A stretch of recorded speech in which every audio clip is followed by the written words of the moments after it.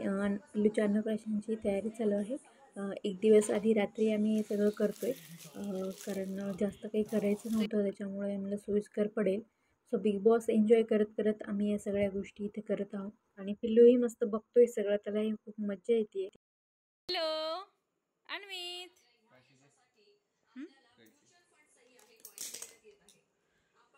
कापून देऊ का थोडं?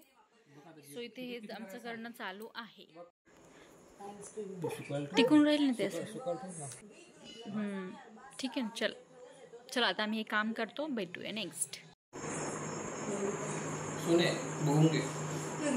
आणि हा इथे पूर्ण सेटअप आहे आणि हे जे आपण मागे लावणार आहोत ऑनलाईन मागवलेलं आहे, खूप छान क्वालिटी आहे, तुम्ही बघू शकता। रिअल असे ते केळीची पानं वाटत आहेत। सो आता आम्ही करतोय डेकोरेशन।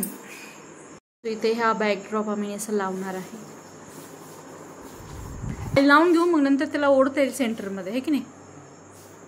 डेकोरेशन पूर्ण कसं दिसते सांगा। अजून थोडं राहिलंही लावायचं, पण असं करून घेतलंय, आम्हाला तर छान वाटतं मस्त। The next day. Good morning, कसे आहात सगळे? सवयी वॉर्डमध्ये तुमचं स्वागत आहे। आज आहे पिल्लूचं अन्नप्राशन, जसं की मी खूप दिवस म्हणत होते। तर आज पिल्लूचं अन्नप्राशन आहे, त्याची तयारी ऑलमोस्ट झालेली आहे। तुम्ही बघितलं असेल आधीच्या व्हिडिओमध्ये की आई बाबा आलेले आहेत आणि काय काय डेकोरेशन आम्ही केलं। फायनल जे डेकोरेशन आहे ते तुम्हाला मी आत्ता दाखवते, पण रात्री मला शूट करायला काही वेळ नाही भेटला, कारण ते सर्व ठेवणं वगैरे, तर ते मी तुम्हाला दाखवेल। आणि माझे व्हिडिओ आवडत असेल तर लाईक, शेअर, सबस्क्राईब करायला विसरू नका। आणि तुम्हाला जर अन्नप्राशनसाठी काय काय गोष्टी लागतील, काय डेकोरेशन करायचं आहे, कसं करायचं आहे, याचे आयडिया हवे असतील तर हा व्हिडिओ शेवटपर्यंत नक्की बघा।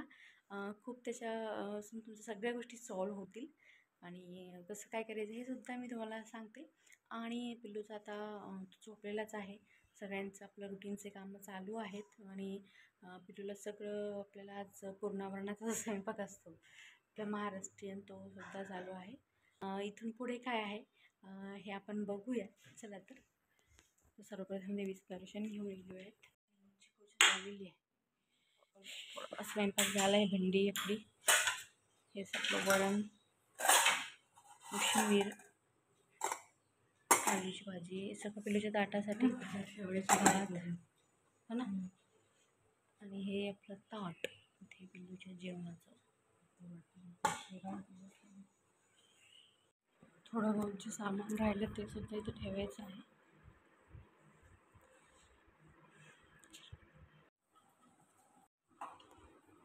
पिल्लूसाठीची खीर, पहिलं जेवण आईच्या हातचं।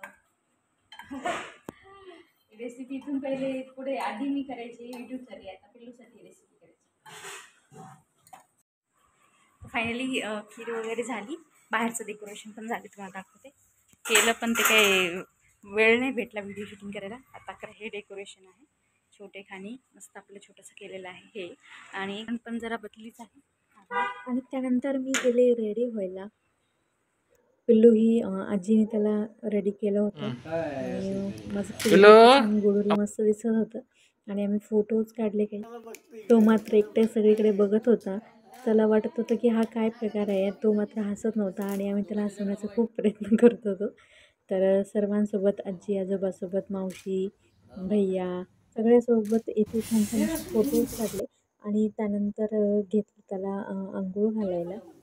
तर छान असं तोंडाला सर्व रेडी करून ठेवलं होतं।